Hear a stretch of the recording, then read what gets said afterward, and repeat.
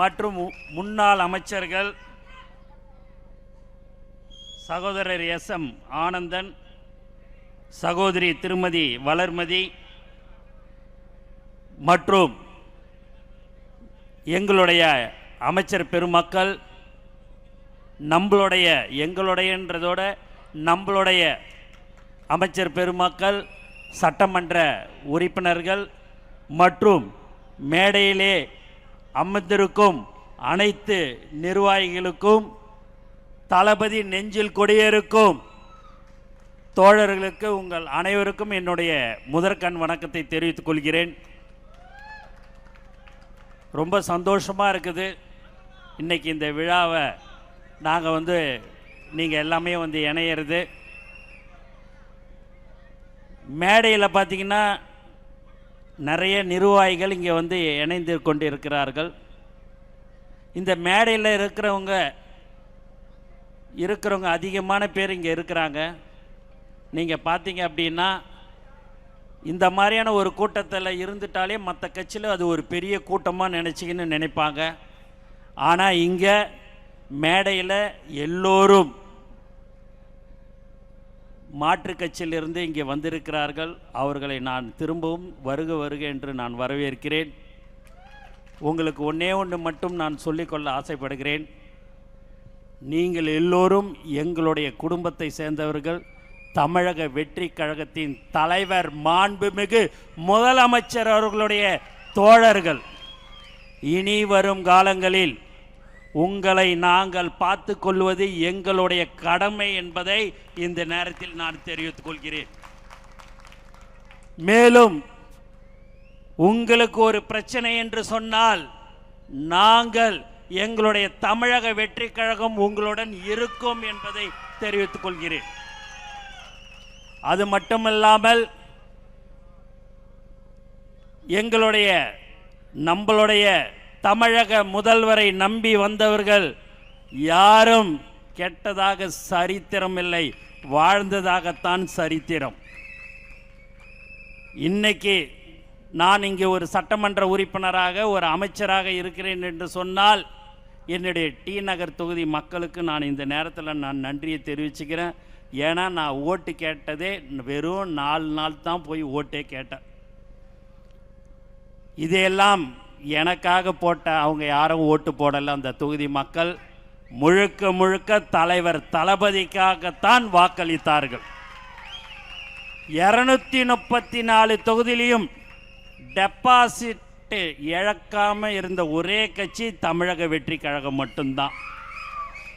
இங்கே இளைஞர்கள்லாம் நிறைய பேர் வந்திருக்கிறீங்க. எனக்கு தெரிஞ்சு இங்கே நிறைய பேர் 75% பேர் விசில் சின்னத்துக்கு தான் நீங்கள் ஓட்டு போட்டிருப்பீங்கன்னு நான் நினைக்கிறேன்.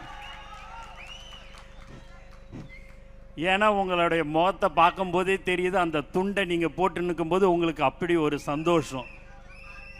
இவ்வளோ நாள்லாம் நீங்கள் வேறு கட்சியில் இருந்திருக்கலாம். ஆனால் இன்றைக்கி தமிழக வெற்றி கழகத்தில் நீங்கள் இணைஞ்சிட்டீங்க.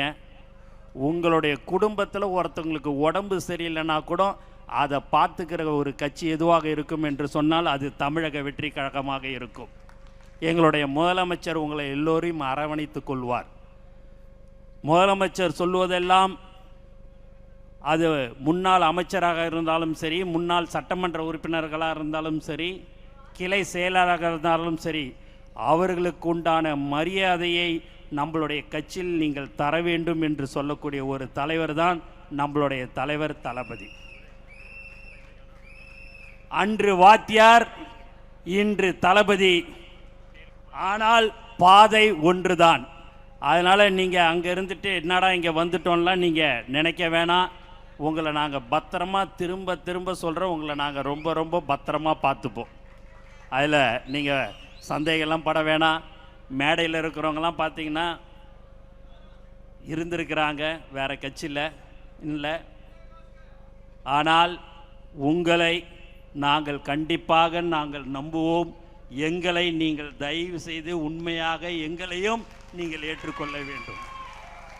எங்களுடைய புதுக்கோட்டை மாவட்ட செயலாளர் பர்வேஷ், எங்களுடைய கரூர் மாவட்ட செயலாளர் மதி, பாலா எல்லோருடன் இணைந்து நீங்கள் எல்லோரும் ஒற்றுமையாக இணைந்து வரும் தேர்தல் பஞ்சாயத்து தேர்தலில் நாம் அனைத்து தொகுதியிலையும் நாம் வெற்றி பெற செய்ய வேண்டும்.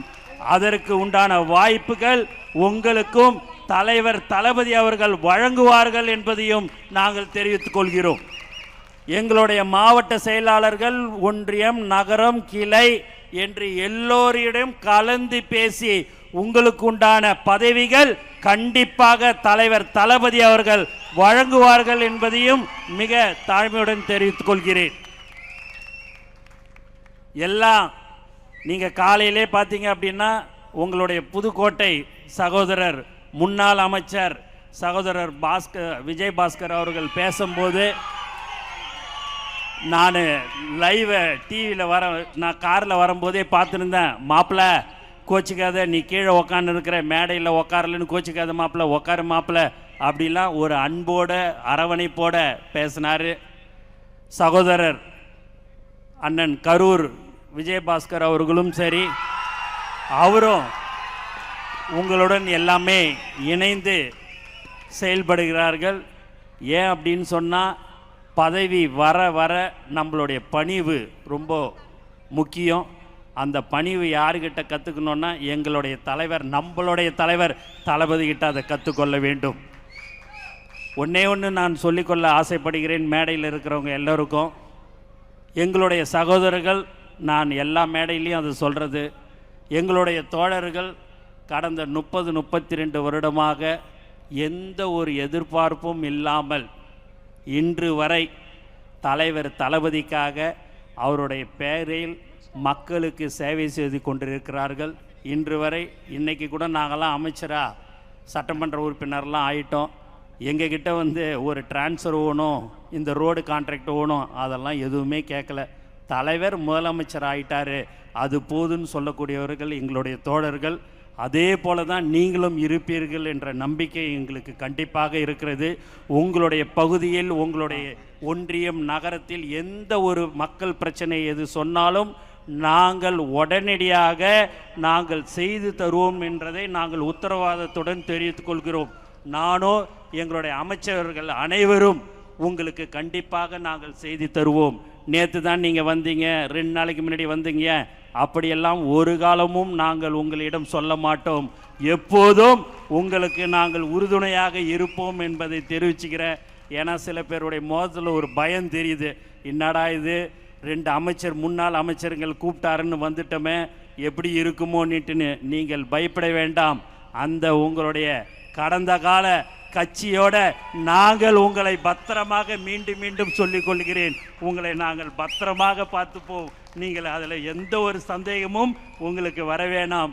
ஆகவே ஒன்னே ஒன்று கேட்டுக்கொள்வதெல்லாம் எங்களுடைய தோழர்களுடன் இணைந்து நீங்கள் செயல்பட வேண்டும் என்பதை மட்டும்தான் நாங்கள் சொல்லிக் கொள்கிறோம். வேற எதுவுமே உங்ககிட்ட நாங்கள் கேட்கல.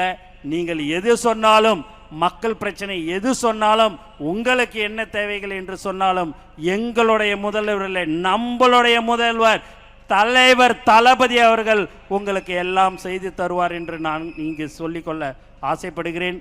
சகோதரர் ஆதவ் அவர்கள் பயங்கரமாக பேசினார். அவர் பேசுறதுக்குன்னே இப்போ பிறந்துட்டார். முதல்ல ரமேஷ், இப்போ எல்லாம் இப்போ பேசுறதுக்கு பயங்கரமாக எல்லாரும் பேசிடுறாங்க.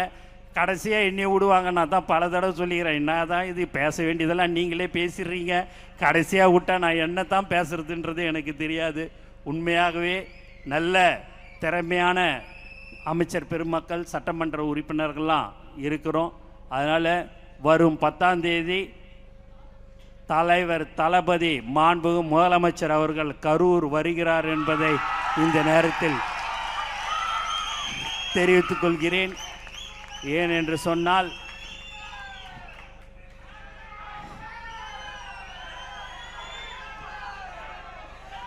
உங்களுடைய இப்போ புதுக்கோட்டையில் 2 சிங்கம் இருக்குது. ஒன்று எங்களுடைய பர்வேஷில், நம்மளுடைய பர்வேஷ், உங்களுடைய முன்னாள் அமைச்சர் விஜயபாஸ்கர். புதுக்கோட்டையில் கரூரில் 3 பேர் இருக்கிறாங்க. ஒன்று மதி, ஒன்று பாலா, உங்களுடைய முன்னாள் அமைச்சர்.